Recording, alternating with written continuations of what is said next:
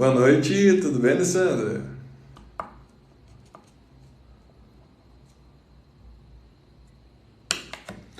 Boa noite, tudo bem? Pessoal, lembrando que agora é o nosso podcast, tá? Deixa eu ver se o nosso convidado já está a postos. Boa noite!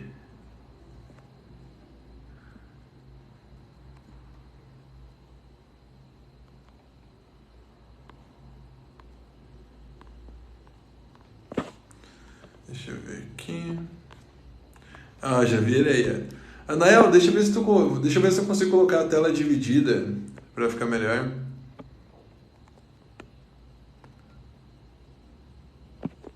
Oh, não, não rolou.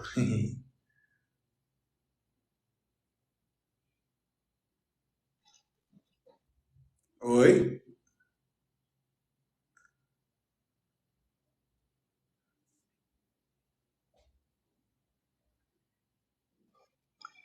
Tá me ouvindo? Pronto. Não.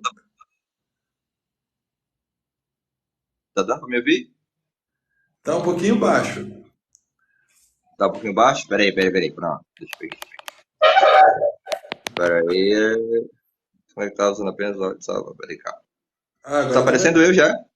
Agora tá melhor. Pronto. Tá aparecendo minha É, imagem? como? Tá aparecendo minha imagem? Tá aparecendo minha imagem. Só o áudio. Ah, é só o áudio? Por quê? Ah, porque ligou a câmera. Ah, meu Deus. Pronto, eu tinha desligado a câmera, eu acho. É. Submeti aqui sem querer. Tu quer que Fala, meu eu chame Deus. de novo? Porque ele Peraí. só tá aparecendo o áudio. Vai, me chama de novo, eu vou sair. Vai. Beleza. Pode sair aí, que daí eu te chamo de novo.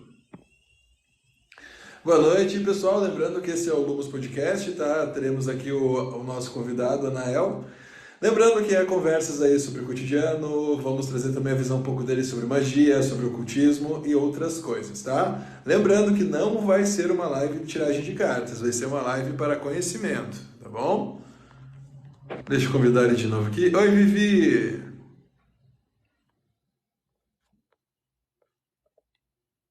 Deixa eu ver se ele vai entrar de novo. Como é que você tá, Vivi? Tudo bem?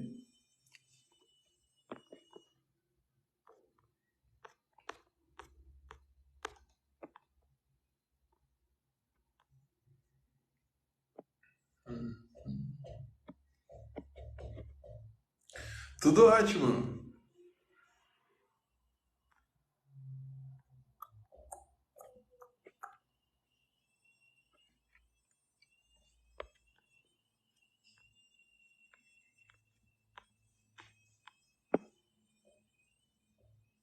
Anael, você está aí?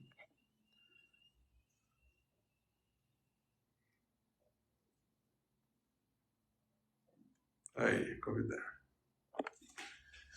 Convidei.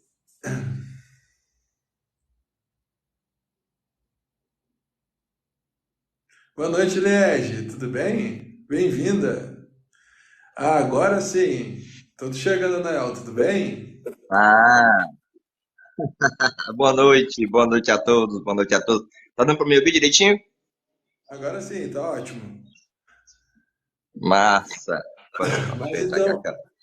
pessoal, Anael, quero te agradecer, primeiramente te agradecer aí por ter aceitado o convite aí de participar.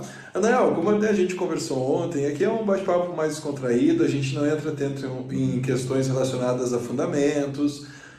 E vou te ser bem sincero, até como eu te falei ontem, eu disse que eu queria trazer pastores, eu quero trazer outros dos ferianos, quero trazer satanistas, quero dar voz para todo mundo. Porém, você, Anael, ainda é uma incógnita para mim.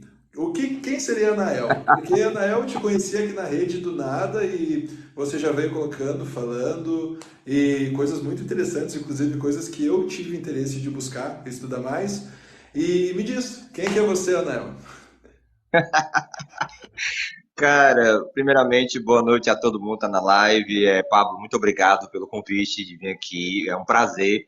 Inclusive, da próxima vez eu vou comprar um microfonezinho para ficar melhor. É um negócio que não deu tempo, né? Mas eu quero ter que fazer para a gente ter outro momento de conversar, porque é, perguntar o que eu sou, eu sinceramente, eu não sei. Eu não sei. Eu acho que isso é típico do filósofo, né? O filósofo não tem Sim, muita sim. certeza das coisas. Mas essa pergunta é interessante porque eu posso dizer algumas coisas, né, que eu faço e tal, para entender um pouco. Eu sou formado em filosofia, né, pela Universidade Federal do Ceará. Anael Queiroz não é meu nome civil, tá dando para ouvir, né? Anael Uhum. Queiroz não é meu nome civil, é meu nome místico. E eu tenho mestrado em filosofia, né? E assim, eu sempre gostei muito de espiritualidade, esoterismo, ocultismo, sempre tive interesse nisso. Mas era aquela coisa muito teórica, né? E aí, quando eu conheci o Santo Daime, eu sou fardado de Santo Daime há 8 anos, eu tive Uhum. uma reviravolta, né, muito profunda.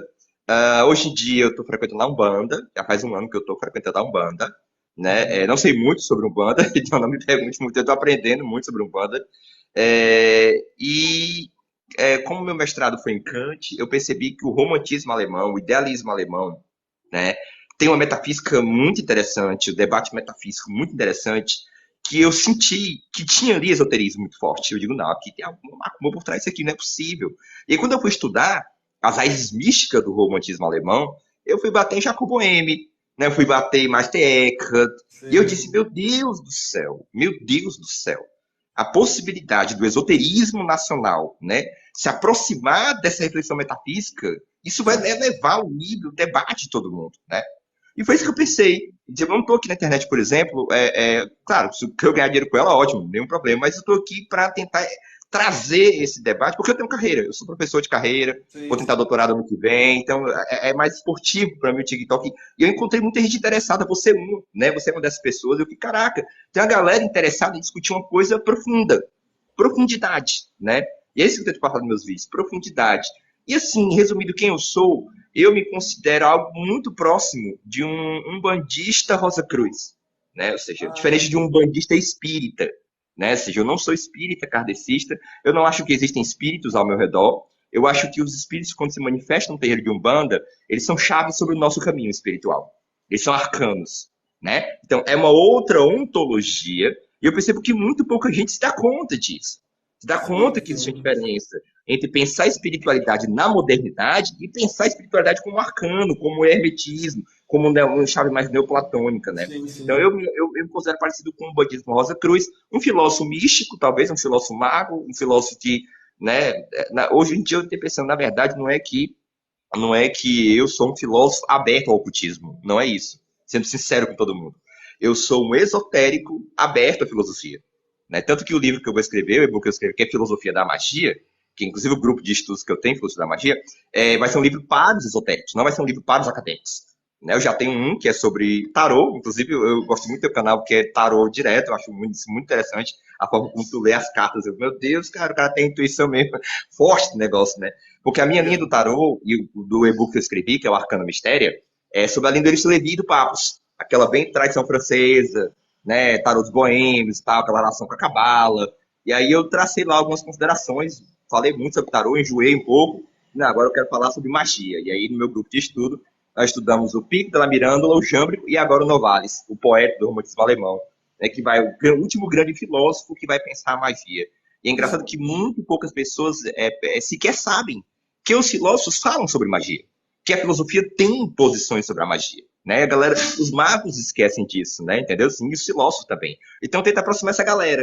A galera da universidade com o esoterismo, a galera do esoterismo com a universidade. É mais ou menos isso. Mas Vocês falei muito. não, mas é que tá. Mas entrando um pouco nessa questão filosófica da magia. ah, Falando de uma forma bem superficial, basicamente você está querendo dizer que na filosofia da magia os filósofos falam sobre magia, até mesmo porque a magia não deixa de ser uma questão mental também, do questionamento, do fazer acontecer, ou não seguiria tanto essa linha? Não. Na verdade, são alguns filósofos que falaram sobre magia.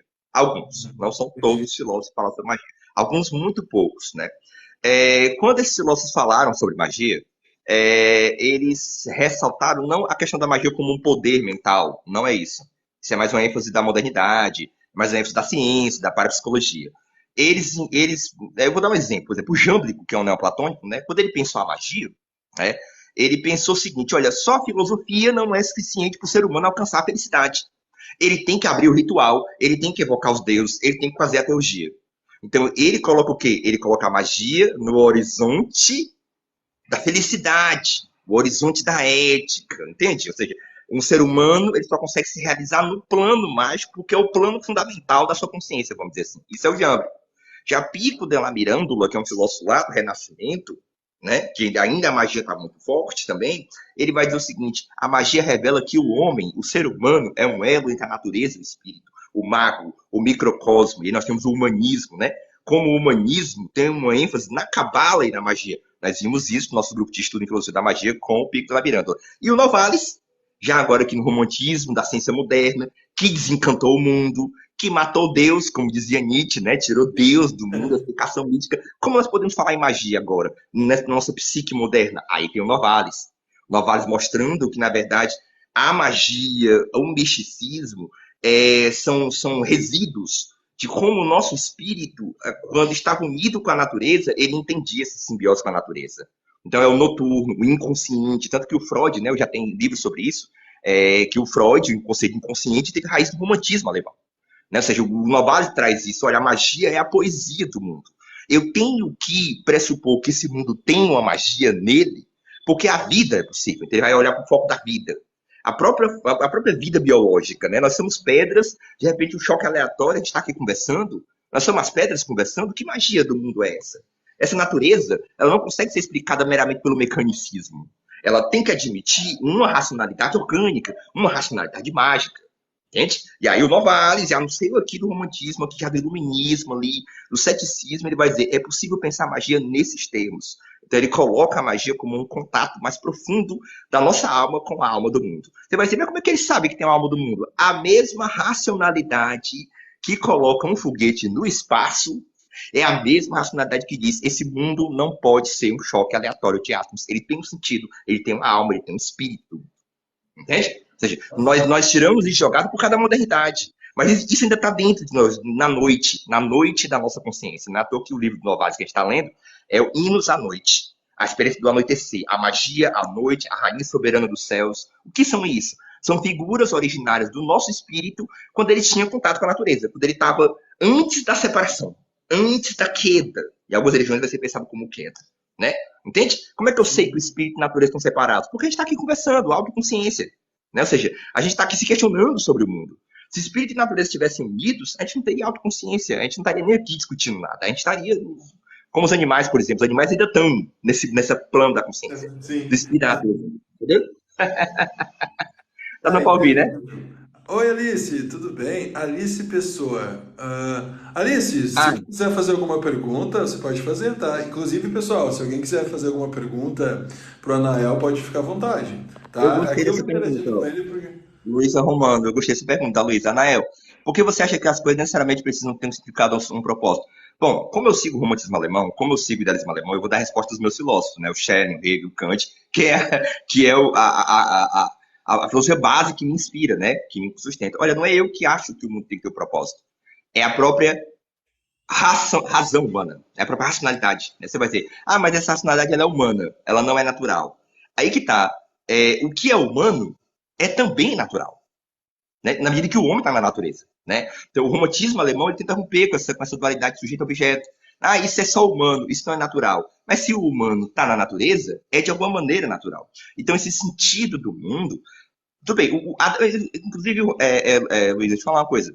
Até mesmo se o mundo não tiver um sentido, isso já confere um sentido a ele. Que é o quê? A criação de um sentido. Né? Eu lembro muito Nietzsche do Camus. Até mesmo se a realidade não tiver sentido algum, isso já confere um sentido a ela. Porque na ausência de sentido, caberia ao homem criar sentidos. Né? E aí tem Nietzsche e Camus para falar isso. Mas assim, é nesse sentido, por exemplo, quando você pensa em espiritualidade, religião, é pensar o sentido do mundo. Né? Então, assim, eu penso que essa coisa que o mundo não tem um sentido é uma coisa muito moderna. Na história da humanidade é uma coisa muito recente. Nossos ancestrais não viviam assim, outros povos não viviam assim, né? Então, a gente olhar para o passado e dizer, não, pô, estavam tudo errados, o mundo não tem sentido, eu acho muito a arrogância da modernidade, do nosso mundo, cientificista, materialista, individualista, entende? Tudo isso que é a doença da modernidade que o romantismo percebeu. Anel, você falou de tudo, agradeço a educação de vocês, mas tarô e magia. Eita! Fala aí, vai, papo. Olha, Alice, tá tudo bem, tá, Alice? Tá tudo bem. Aqui não vai ser uma live para debate, a gente tá conversando e tal e tal. Alice, eu vou defender você poder dar a sua opinião até onde você quiser, tá? Mesmo que às vezes não faça muito sentido, tá bom? Ah, tá, tá bom, Alice. Continuando. Mano, mas entrando um pouco mais nessa questão.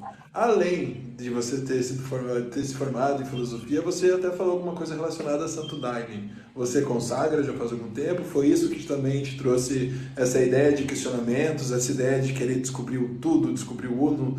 Foi mais ou menos isso? Assim, eu sou do Santo Daime há 8 anos, né? Sou fardado, frequento ainda o Santo Daime com menos frequência, bem menos, hoje em dia. É, E o Santo Daime ele é espírita, né? Eu não sou espírita. Eu sigo uma visão Rosa Cruz, hermética, que é uma ontologia completamente diferente, as pessoas não se dão conta disso. E aí eu faço toda uma ressignificação do Santo Daime, né? Então eu não olho para o Santo Daime como espírita olha para o Santo Daime, eu olho como uma filosofia idealista, uma coisa mais desse sentido. E aí o que acontece? Eu tenho muito cuidado, uma coisa que muitos espíritas não têm, com quem a gente vê no plano astral, né? Porque o enteógeno, ele abre, né, para as esferas do plano astral e as pessoas acham que o que está ali é tal qual como está ali. Na verdade, é que eles muitas vezes são chaves do nosso espírito, do nosso caminho, né? Então, esse cuidado é o cuidado de uma filosofia da magia mais elaborado, que muitas vezes a pessoa que é só espírita não tem. Ela acha que o que vê é o que é e pronto, né? Então, eu tenho muito esse cuidado. Então, se eu não sou um daivista típico, no sentido da compreensão, né? Agora, essa questão de que desvela a verdade é engraçado, né? Porque hoje em dia, olha como é interessante, né? Já o modo moro aqui vai esquentar. Hoje em dia, eu tô na Umbanda, olha como é interessante, papo. Na Umbanda é o quê? Palma, canto. Hoje em dia eu sinto um êxtase, é sério, é um testemunho meu, né? É pessoal. Eu sinto muito mais êxtase na Umbanda, que não usa nada, do que no Santo Daime. Hoje em dia é incrível isso. Aí eu fiquei, poxa, por que a dança e a palma me dão um êxtase às vezes muito mais forte do que com uma ayahuasca? Aí eu lembrei, pensei. Lembrei da frase do Campbell, né, e dos antropólogos, né, que dizia o Sim. seguinte: a dança é a forma mais arcaica do êxtase, né? Quando a gente estava ali na passagem do animal para o homem, né? A dança coletiva, ela tem uma força, entende? Assim, a palma, aquela coisa toda. Então, hoje em dia eu estou nesse estudo, sabe? Estudo que, na verdade, a experiência espiritual, ela não é necessariamente mental, ela não é enteógena, entende? Com todo respeito, a enteógena eu uso, acho muito massa, Sim, mas eu acho que a sim. experiência espiritual é cardíaca. Entende? É o chakra cardíaco explodindo de amor, de universalidade, de compaixão, de onipresença. Eu acho que isso é o espiritual. Entende? Hoje em dia, na modernidade, a gente tende a confundir. A gente acha que certas experiências mentais são experiências espirituais. Entende? Então, a gente tem que Exatamente. pensar muito no psicologismo. Né? Eu acho isso complicado. Entendeu? Exatamente. Desculpa até, essa Alice é seguidora sua? Eu acho que é. Eu acho que é. Eu acho que sim. Ah, não, não, é que ela tá falando algumas coisas relacionadas a tarô e necromancia. Tirar tarô não é florzinha de seguidores de Madame Blavatsky e Yogananda. Ah, eu vou sair da live, tá bom, Alice? Vocês são muito bonzinhos. É educação, né, Alice? Mas tudo bem, obrigado. Mas vamos aproveitar o gancho então. Quer falar um pouquinho sobre Cabala, Anael? Eu? Sobre Cabala? Olha, Isso. Qual eu que é a não sua sou um visão estudioso, como não tu sou estudioso de estudou? Cabala. Por Como, favor. sim, sim. Eu não sou estudioso de Cabala, né? Eu sou estudioso da Cabala em relação ao tarô, Cabala hermética, né? Então, assim, quando eu falo de Cabala, eu falo daquela relação da árvore da vida com os arcanos, né? E tem aquela Ah, grande entendi. discussão, Até quando tu aquela falou troca do da de força com a Kabbalah, eu me lembrei. justiça. É que eu vi um vídeo teu sobre Sephiroth, se não me engano, que pra mim, pelo Isso, menos, foi quando eu estudei, era meio que uma Cabala demoníaca, Cabala dos Daimons, né? sim, nesses tempos, pois é. Alice, você quer participar da live? Você está convidada. Só subir aqui, é sempre bom alguém pra gente compartilhar conhecimento. Não sei agora quem é a Alice. Não, mas Mas continua. E cara, e sobre a Rosa Cruz? Qual que é a ah, sua opinião sobre? ótimo, ótima pergunta. Meu Deus do céu, ótima pergunta. Rosa Cruz. Quando eu falo em Rosa Cruz, Só ainda interrompendo, eu fiz parte da Rosa Cruz por um tempo e tal, mas eu acabei saindo, então eu quero ver a sua opinião sobre. você fez parte da antiga e mística Ordem Rosa Cruz, a MORC? É isso? Sim, se Que eu não me tem engano. várias. É porque tem várias instituições Rosa Ah, Cruz, sim, né? São sim, várias. sim. Existem vários Né? também. Ah, não vou lembrar agora, mas sim. Pronto. Porque assim, quando eu falo que eu sou Rosa Cruz, né? Infelizmente, a galera associa somente a MORC a antiga e mística Ordem Rosa Cruz, né? Que é a que a maioria das pessoas conhecem, né? Sim. E assim, eu não sou da Morte, eu não sou da Rosa Cruz Áurea, eu não sou da Rosa Cruz Cabalística, eu não sou da Fraternitas Rosa Cruciana Antigo, nenhuma dessas instituições Rosa Cruz. Eu sou da Rosa Cruz Invisível. Você vai dizer, pô, você apelou para o misticismo. É sim, claro. A Rosa Cruz é uma igreja invisível. Quando eu me conecto com a Rosa Cruz, sabe como foi que eu me conectei com a Rosa Cruz? Estudando Kant, estudando, na verdade, Tchubig, os alemães, exatamente, os protestantes, Caramba. lá os filósofos, né, ali no seio ali do que depois vai ser a Rosa Cruz, né, na Alemanha. Então, a Rosa Cruz, para mim, é um fenômeno cristão alemão. Tem nada a ver com o Egito, como diz a Mork, entendeu? Isso é uma interpretação esotérica, que eles deviam deixar claro que é esotérica nisso, entendeu? E quando eu me digo Rosa Cruz, eu me digo assim, alguém que entendeu o cristianismo como uma chave do próprio espírito humano. Não como uma religião histórica, não aquilo que a igreja diz, mas como uma chave espiritual da própria humanidade. Ou seja, a rosa que nasce na cruz. O que é essa rosa que nasce na cruz?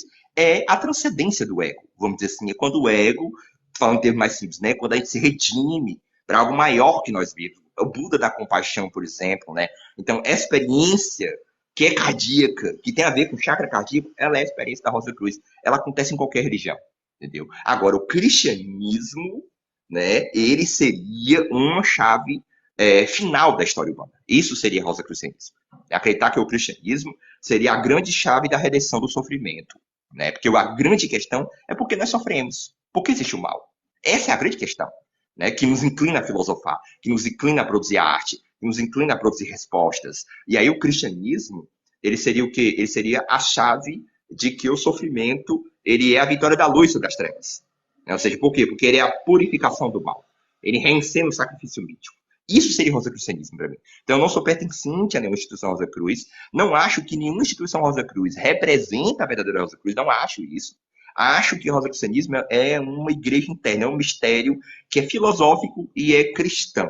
Entendeu? É um cristianismo filosófico. Cristianismo esotérico. Por exemplo, para mim, o rosacrucianismo é Jacob Boehme, Eliphas Levi, eu considero esse Levi o Rosa Cruz, Papos, né? Então, essa galera né, assim, que entendeu o cristianismo como uma chave metafísica, né?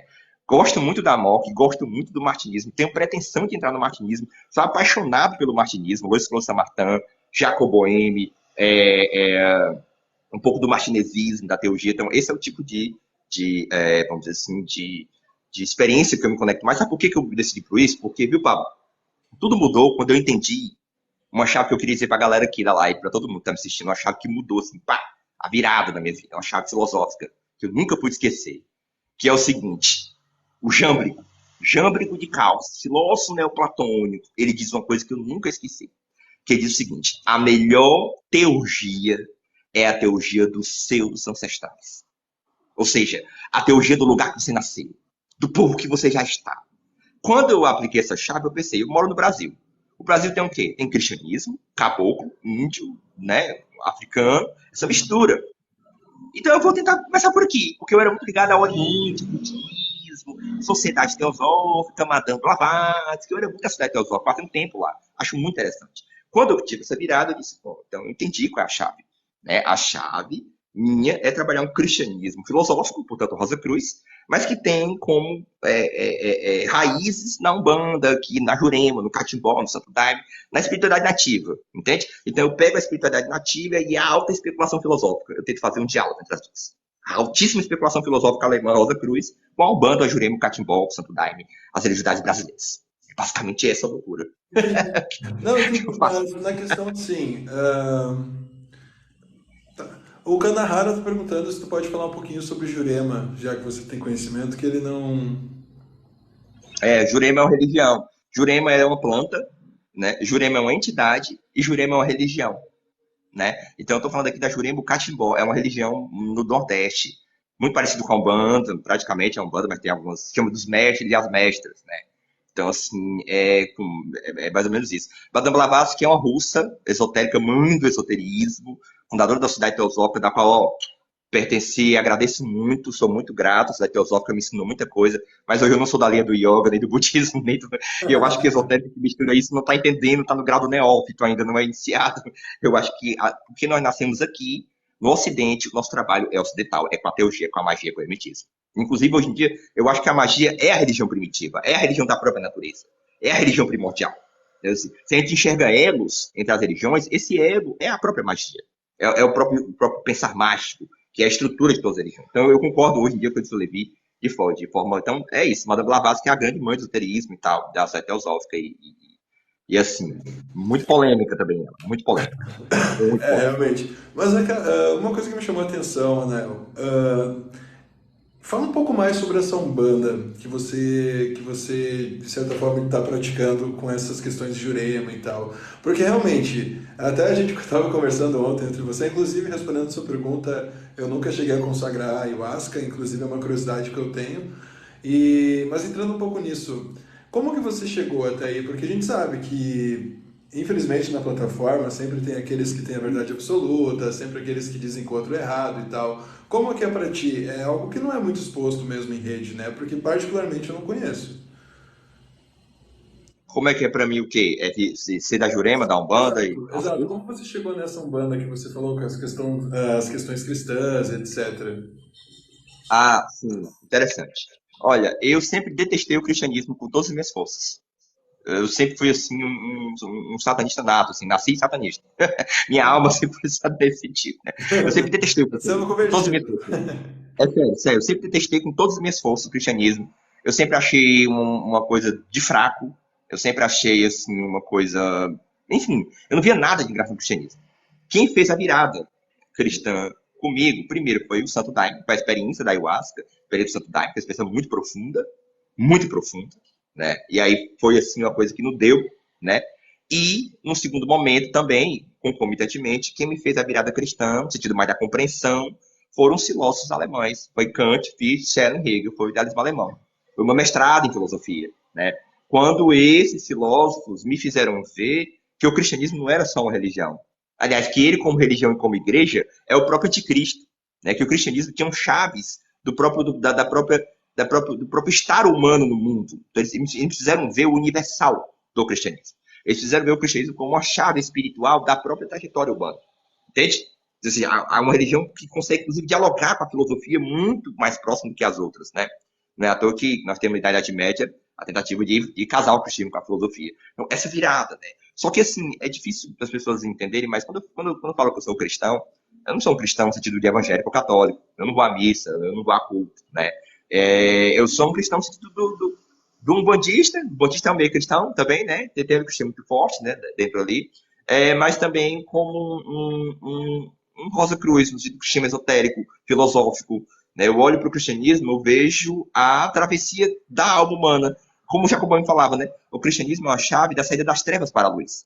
Então, essas trevas da consciência para a luz são chaves espirituais profundas. Então, o que me levou a isso foi os filósofos alemães. O que me levou a isso foi a reflexão filosófica alemã, né? Desde o alemão, e a minha experiência com a Umbanda e com a Ayahuasca que me levaram ao cristianismo. Há um certo cristianismo, eu diria, né? Um certo cristianismo. Muito paganizado aos olhos da ortodoxia. E meio até luciferianista aos olhos da ortodoxia. Sim, Então, essa assim, questão. eu estou junto Desculpa contra a interromper, ortodoxia, entendeu? mas falando um pouco mais sobre essa questão de chave do cristianismo, eu estou te perguntando como curioso mesmo, que é a primeira vez que eu ouço esse termo. Mas essa questão de chave do cristianismo, me corrija se eu estiver errado, teria como a gente relacionar alguma questão de arquétipo ou absorver algum dogma daquilo como um bem-estar, alguma coisa nesse sentido? Sim, mais ou menos isso.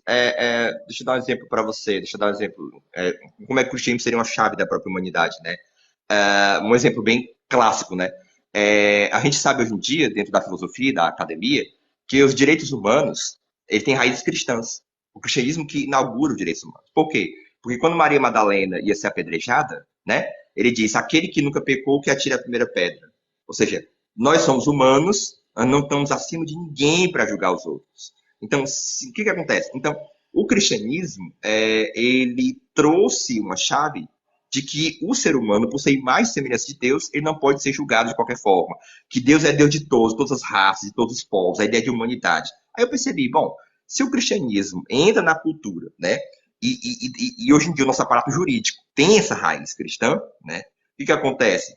Acontece o seguinte, que o cristianismo como chave espiritual da humanidade é dizer o seguinte, o cristianismo não é uma produção de um ser humano, não é uma produção de uma pessoa. O cristianismo é uma produção de uma comunidade primitiva que estava dentro de uma visão neoplatônica de mundo, entende? E que você consegue entender a psicologia histórica daquele povo através do cristianismo. Então, a chave espiritual é da própria humanidade. O cristianismo seria só um reflexo disso. Por exemplo, o sofrimento de Cristo na cruz seria o quê? Seria uma chave espiritual de que, através do sofrimento da iniciação, que nós renascemos alquimicamente. Entende? Então, assim, o cristianismo seria uma chave alquímica. Entende? Aquela crucificação, a cruz, o simbolismo da cruz. Cruz está ligado a Saturno. Saturno é o último planeta visível. Saturno está ligado àquilo que nós não conhecemos mais, o sofrimento, né? Então, essas chaves herméticas, alquímicas, que estão por detrás do cristianismo, estão então implícitas ali. É nesse sentido, entendeu? O cristianismo estaria falando não de uma salvação, de uma igreja ou de um Jesus que você tem que acreditar, não, nada disso. Ah, Jesus ressuscitou, você tem que acreditar nisso, porque senão você não é cristão, não. O cristianismo está falando de uma alquimia da própria alma humana. Ou seja, onde acontecer isso, está acontecendo no cristianismo. Qualquer religião, qualquer experiência humana que transforma essa alquimia, o sofrimento, em uma compreensão do sofrimento como uma etapa transcendente. Então, é nesse sentido, o cristianismo como um espelho do próprio espírito humano, entende? Tanto que o cristianismo ele é síntese, né, de várias religiões. Ele é síntese de várias culturas. Entende isso? Então, ele é uma etapa do próprio espírito humano na história. É isso. Seria mais ou menos isso, entendeu? Esse seria uma etapa importante. Entende? E as figuras, tá? Trazendo um pouquinho para cá. As figuras no sentido. Já até ouvi um corte de um outro podcast que você participou, inclusive do Luxwell, que eu quero convidar ele para vir aqui um dia, que ele parece ser muito gente fina. Que você falando sobre a figura, o personagem de Jesus Cristo. Tem teorias que alguns falam que, na verdade, Cristo a evolução espiritual que ele tinha, outros dizem que Jesus Cristo era Lúcifer, etc. Quem seria Jesus Cristo para ti, Ana? Bom, olha, eu sou uma pessoa que eu sempre estou em diálogo com a ciência. Entende? Então, assim, eu não sou de viajar muito na maionese, sabe? Eu sou, assim, eu acho que a ciência, a modernidade tem os seus problemas, mas a gente tem que levar em consideração a ciência para não acabar acreditando em teoria da conspiração e maluquice que tá cheio na internet, né? Misticismo vazio por aí. Então, assim, eu parto daquilo que a ciência histórica já diz. Em cima disso é que eu construo uma percepção esotérica. O que a ciência histórica diz? A ciência histórica diz o seguinte: o Jesus histórico, o que existiu, não é o Jesus bíblico. O Jesus bíblico é uma construção 300 anos depois por uma comunidade grega romana. Tanto que os evangelhos estão escritos em grego. Jesus falava hebraico e aramaico. Então, Jesus histórico, uma coisa. Jesus histórico não tem relato de milagre. Jesus histórico não tem nada do que foi construído em cima dele. Então, o que eu acho? Eu acho o seguinte: essa é a grande diferença do Rosa Cruz para um católico, para um protestante qualquer. Se você descobre que o Jesus bíblico não é o Jesus histórico, isso para um protestante, para um católico, ai meu Deus, é uma blasfêmia. Ah, como assim? O Jesus bíblico não existiu. Como assim? Jesus bíblico é uma invenção. O Jesus bíblico é uma invenção, uma pura invenção da igreja primitiva. Agora, calma lá. Não foi uma invenção qualquer. Aí que vem a história. Foram que chaves filosóficas, metafísicas, herméticas, neoplatônicas, construídas em torno dessa história. Então, para nós, Rosa Cruz, o fato de Jesus bíblico ser uma construção mítica não retira a potência da sua mensagem. Muito pelo contrário, aumenta a potência da sua mensagem. Não entende o que quer dizer? Ele é uma construção mítica porque ele é uma elaboração do espírito humano, do espírito da humanidade. Entende? Do espírito da humanidade na história. Então, ele é uma síntese do pensamento humano, do sentimento do homem diante da natureza do mundo de Deus. Entende? Então, o Jesus bíblico é uma coisa. E o Jesus filosófico é outra. O que é o Jesus filosófico? O Jesus filosófico é o seguinte: a mensagem cristã, ela não é somente religiosa porque ela tem raízes no Logos. E o Logos é a raiz comum da ciência, da filosofia, da arte e da religião. Os 4 pilares do espírito. Entende? Então, o que acontece? Então, o cristianismo tem muito Logos, é a religião do Logos. O Logos era Deus, o Logos estava com Deus. Então, o cristianismo é uma construção greco-romana. Como diz meu professor, né, na verdade, diz assim: o cristianismo é o seguinte, imagina um bolo. A massa do bolo é judaica, mas a forma do bolo é grega. Entende? A construção teológica é grega. Entende? E faz eco de uma sabedoria imemorial do Espírito, que não está em contradição com a magia, com o hermetismo, com os persas. Pelo contrário, é confirmado pela magia, pelo hermetismo e pelos persas. Eu sou igual o Pico de la Mirándola. Ou seja, a magia, o paganismo não está contra o cristianismo. O cristianismo se afirma justamente nessas raízes pagãs. Entende? Então, nós aceitamos o paganismo do cristianismo, a raiz pagã do cristianismo. E o quanto ele é uma continuação dessa raiz pagã. Bem paganizado, né, esse cristianismo, né? É muito interessante essa questão de você se colocar como cristão, mas ter essa questão de esoterismo, essa questão de magia, e você se colocar como cristão e colocando a tua visão de uma forma não preconceituosa. Cara, você ainda é uma incógnita, isso é muito interessante. Mas, cara, trazendo um pouco dessa questão do seu cristianismo. É, eu vou ter que te perguntar, qual que é a visão a respeito da figura de Lúcifer? Vocês acreditam também que existiu alguma coisa? Ele seria um tipo de chave também, nesse teu Sim, sentido? sim. O Lúcifer é uma chave metafísica. Jacob Boehme tem um capítulo 13, do Aurora Nascente. Eu tenho outros livros também que o Jacob Boehme fala da queda de Lúcifer, né? O Lúcifer é uma chave do próprio espírito humano. Ou seja, quando o espírito humano ele se separa de Deus e ele se entende como algo separado, como algo que tem vontade própria, como um autômato. Então, Lúcifer é a própria queda da humanidade e a própria redenção da humanidade, né? Então, assim, no Jacob Boehme, Lúcifer tem a queda de Lúcifer, que a queda de Lúcifer é uma chave metafísica, não aconteceu, não é um ser, não é alguém, até Deus não é um ser que vai atormentar ninguém, é uma chave metafísica do próprio espírito humano. Por que Lúcifer cai? Porque Lúcifer, ele era um querubim, na teologia da imagem, Jacob, ele era um Sim, sim. querubim, né? E o que acontece? E ele olhou para o fundo mágico da realidade e quis criar seres como Deus faz. Ou seja, é uma chave do seguinte: havia uma harmonia primordial, uma criatura quebrou essa harmonia, e a humanidade, o mundo, é a redenção dessa criatura. Entende? Agora, se você disser para mim, Jesus era luciférico? Jesus, de certa forma, era luciférico porque ele era transgressor. Você pode ter uma imagem luciférica do Cristo. Mas essa história que Cristo e Lúcifer são duas fatas da mesma moeda, isso é da Cabala Hermética, isso é Hayley, Levi, Golden Dahl, Crowley, mais para frente. Mas eu fico aqui com a teosofia clássica, né? Então, assim, o Lúcifer é simplesmente um estado espiritual, né? Vamos dizer assim, não vou dizer de oposição a Deus, que é impossível essa oposição, se Deus é onipotente. Do ponto de vista lógico, é impossível fazer oposição a um Deus onipotente. Mas vamos dizer assim, de um momento de esquecimento da condição divina, né? Então, assim, um momento de passagem, entende? Então, é uma chave muito profunda porque é uma tentativa de explicar o mal não como uma coisa somente humana, mas como uma coisa metafísica. E explicar o mal de maneira metafísica é muito problemático, né? Porque meio que tira a responsabilidade humana, né, sobre as suas ações, né? Então tem esse perigo. E aí teria que ser uma live sobre isso, né? Mas para nós aqui que seguimos Jacob Boehme e o Rosicrucianismo, Lúcifer é uma chave espiritual, né? Uma chave de um momento de esquecimento e retorno divino, né? Então seria mais ou menos isso, entende? Não seria uma criatura, né? Entendeu? Assim. Ah, Nossa, claro que tem aquela da Estrela da Manhã, Jesus, essa coisa toda, né? Tem isso também que eu acho muito interessante, né? sim. Mas enfim, é isso, basicamente. Então, pessoal, se alguém quiser fazer perguntas, Alice SQZ, grande sábio. Realmente, o cara, eu estou me deleitando aqui com esse. Cara, eu fiquei muito interessado nessa questão de filosofia de magia e essa sua questão. Eu quero saber mais sobre o seu cristianismo, de boa. Eu fiquei muito interessado sobre isso. Sim. Boa noite, Tainá, tudo bem? Boa noite, Bia. O pessoal fala como é que é possível ser bruxo e ser cristão, né? O Elifas Levi era o quê?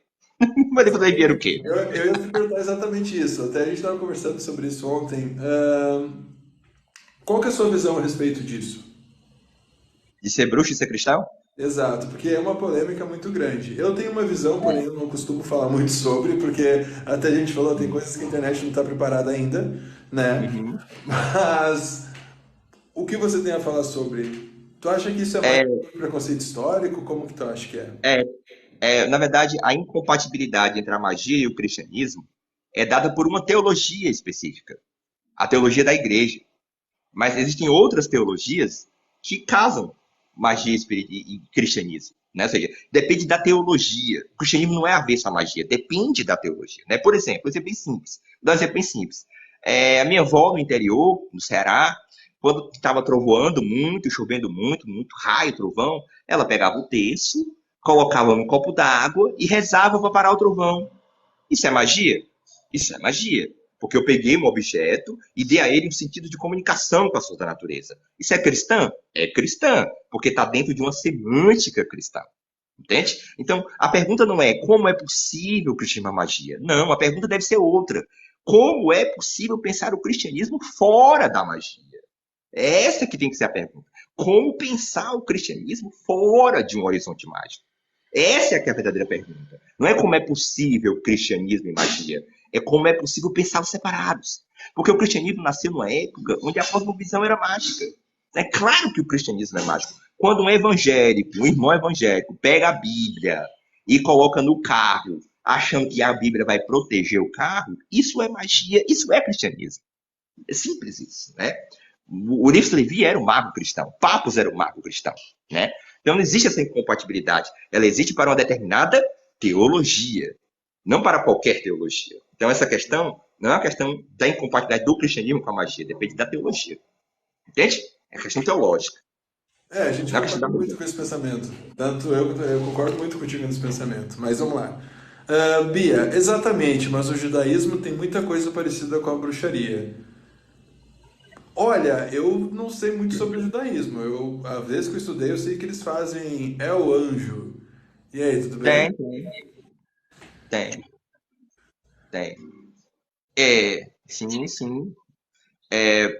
Magia, né? A magia, do ponto de vista filosófico, ela é a ideia de que esse mundo, ele é um mundo encantado, ele tem uma alma, ele tem um espírito, ele tem seres, e que o mago é aquele que consegue conversar com o espírito da natureza.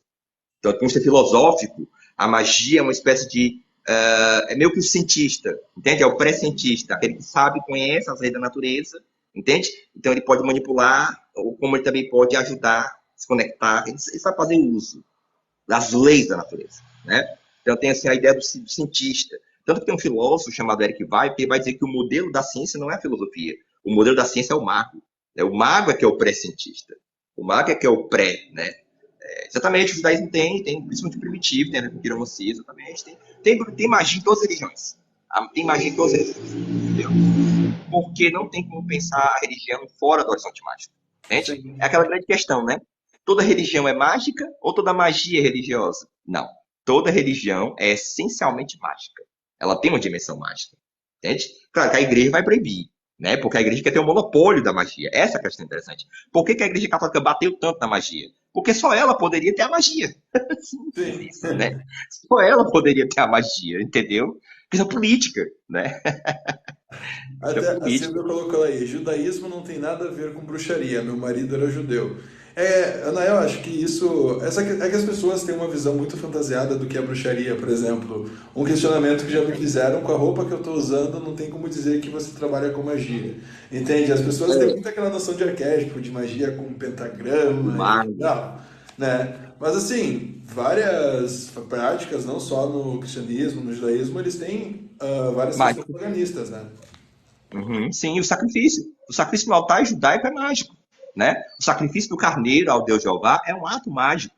Para entrar no templo judeu, você tem que tirar sandálias. Isso é um ato mágico.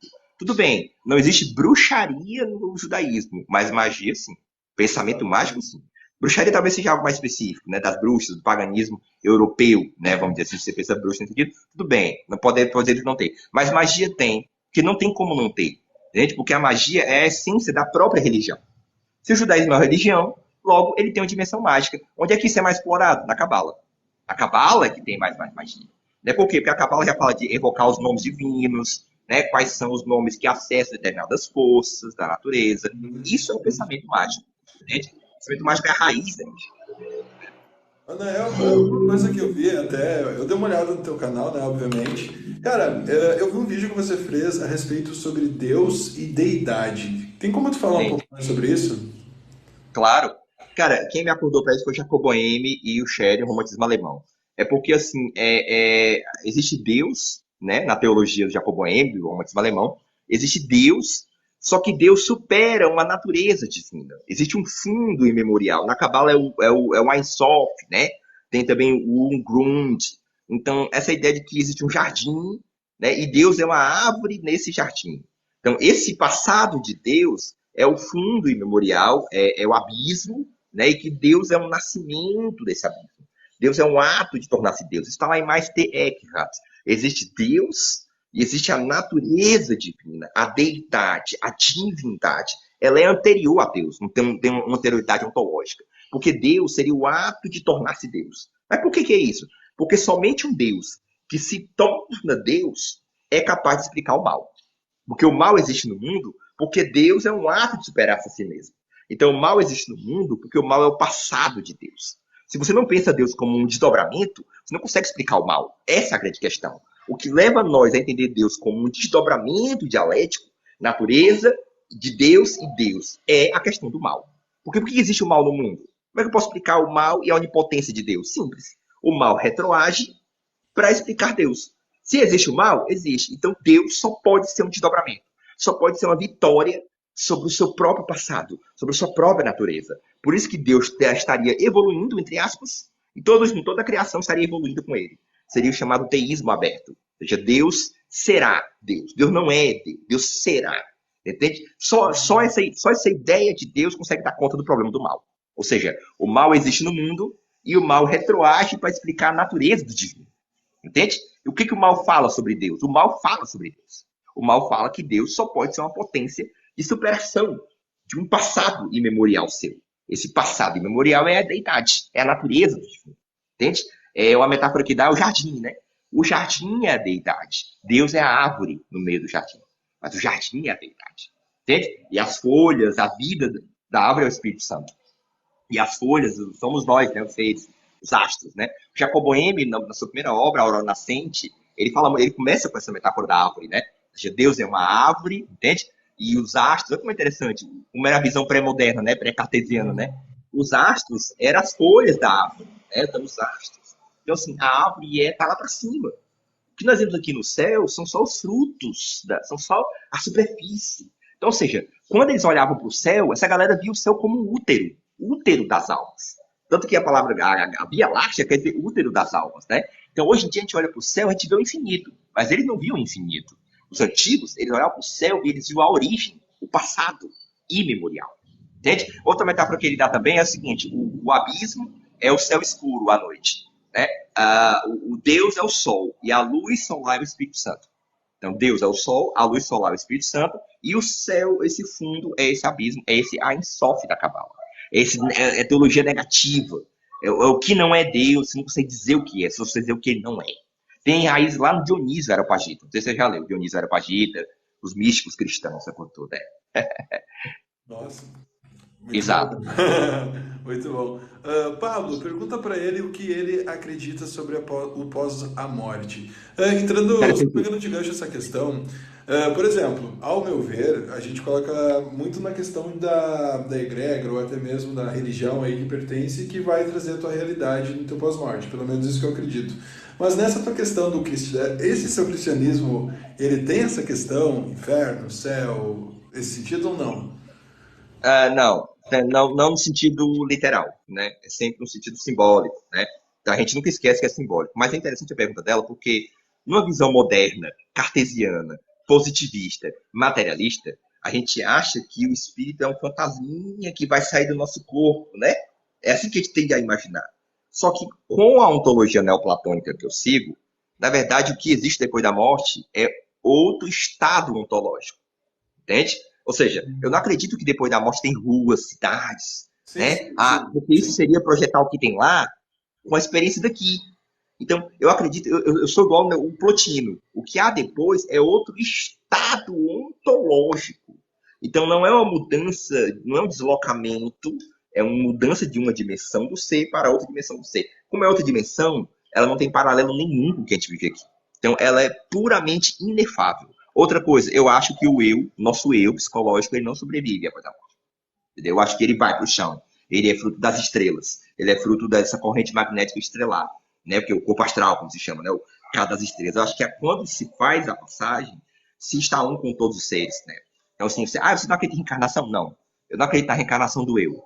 Eu acho que o que renasce é sempre o divino. Entende? Não sou eu o sujeito da história. É Deus que renasce em cada criatura. Eu nunca vou renascer.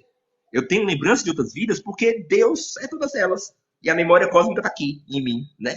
Então, assim, eu não acredito na reencarnação do eu. Nisso eu sou meio budista, né? A doutrina do Anatman, a ideia de que, porque os antigos eles não falavam em reencarnação, eles falavam em renascimento. Muita gente não entende isso. Buda não falava em reencarnação. Platão não falava em reencarnação. Reencarnação é uma coisa espírita. Os antigos falavam em renascimento. É outro sentido. Outro O simbolismo. que é o renascimento?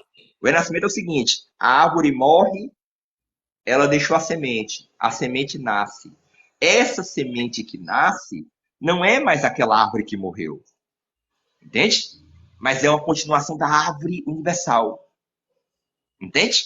Então, a árvore universal renasce em todas as árvores, mas aquela árvore já passou, ela não renasce, entende? O carvão, quando ele está queimado, ele não volta a ser madeira. Você pega a madeira, queima, volta a carvão, ela não volta a ser madeira. O carvão vira pó, se reintegra com tudo, entende? Então, é outro conceito. E a galera não entende isso. Entende? Então, assim, por que eu, por exemplo, você vai puxar suas reencarnações passadas, eu fui Buda, eu fui Jesus, eu fui um rei. Meu chapa, você foi todo mundo. Porque é o divino que renasce em cada criatura. Entende? Nesse sentido, eu sou bem panteísta nesse sentido. Entendeu? De superar a criatura. Entende? Nesse sentido. Pessoal, alguém tem mais Obrigado, perguntas Bia. aí para fazer para o nosso convidado? Logo a live já vai estar encerrando. Gostou, Bia? Nossa, imagine eu que estou ouvindo esse cara falar, nossa, pode crer. Pode crer, pode crer. É interessante ver essas visões, porque é algo que eu sempre falo, que tipo, conhecimento nunca é demais, entende? Sim, E essa ideia, eu gostei muito. Esse teu grupo de filosofia da magia, eu fiquei interessado. Eu vou conversar contigo depois, né? sim. Só lembrando uma coisa, Pablo, eu só vou poder ir até às 10 horas, viu? Sim, daqui a 6 minutos eu Não, vou. tranquilo, meu irmão. Não, brother, é o seguinte. Gente, ninguém tem mais perguntas. Aí o Anael é um cara que realmente sempre está um pouco ocupado. Agradeço muito ele ter entrado aqui. Anael, tem um programa que eu gostava muito chamado Provocações, que era terminado com a seguinte pergunta. Para o convidado eu quero te fazer, tá? Eu Anael, quero vir. o que Eu é quero vir. vida? O que é o quê? O que é a vida? O que é a vida? É a revelação do grande mistério divino.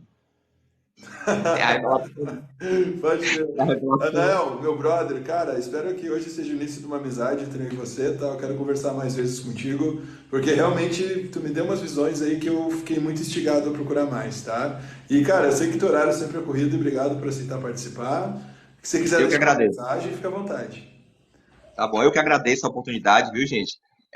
Então, quem se interessar para a da filosofia da magia, chega lá no canal do YouTube, tem muita coisa sobre isso também, sobre tarô, sobre tudo. Agradeço demais, assim, pela oportunidade. Quero vir outras vezes, viu, para a gente aprofundar certas questões, viu? Por favor, vamos marcar, viu? Ah, Por já estamos favor. Eu vou lhe marcando. perturbar, viu, sobre isso, viu?